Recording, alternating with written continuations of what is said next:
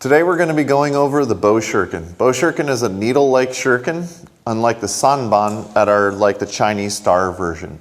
So what this shuriken was intended to be used for was it was tucked in the belt or in a hideaway pouch, and it was a distraction technique.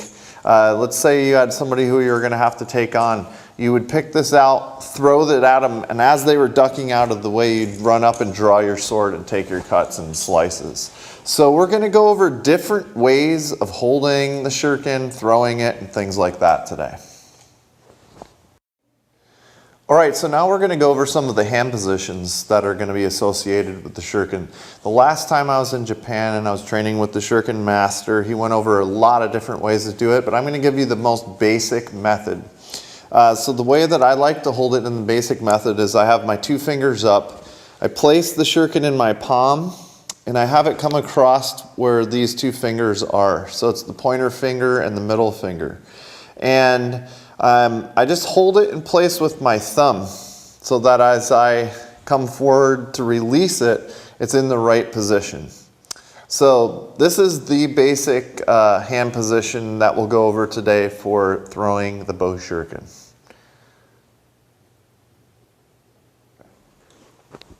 So now, before we start throwing, I'd like to explain a little bit about the dynamics of the shuriken and how it's going to leave your hand.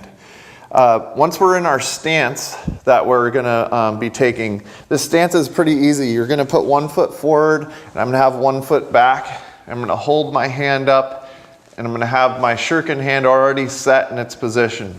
So this is a really basic, almost like aiming a bow or anything like that. We have a stance in ninjutsu called doko no kamae. It's very similar to this. So this will be the stance the shuriken will come in. As I rock forward to swing my arm in this throw, this is where this dynamic happens, where my wrist is pulled back, and as I start to bring my wrist all the way down and through, this shuriken was literally going to slip or brush out of my hands. We call it a brush stroke. So as it comes down, it starts to fling and pull right out of my fingers.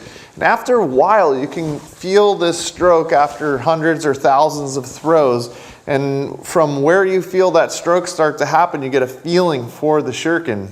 Then you can start to play with different distances and angles and ways that you're going to throw this thing. So let's throw a couple into the target. So I'll get into that stance that I talked about. And I'll start the first couple of throws without a step through with this stance. So I'll take an aim, and I'll come in and I'll release the shuriken. So I can feel it come slipping right out of my hands with that. Just rocking, using your taijutsu to help throw the shuriken into the target.